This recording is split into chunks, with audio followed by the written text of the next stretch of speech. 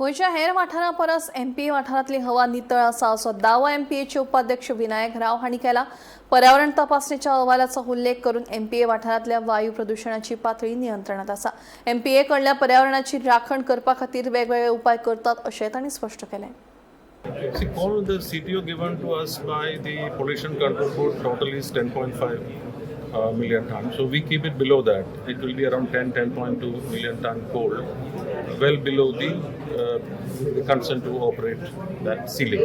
So you have taken the precautions you spoke in your presentation about the sheet. So how helpful it is for this? Yeah, if you, I think the Deputy Chairperson showed you the actual figures from the Pollution Control Board website.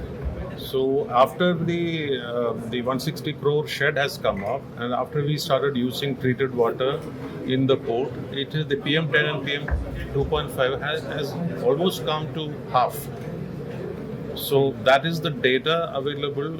The perception of people can be different, but the data which is taken directly from the port, available in the port website, speaks that the ambient air quality has improved.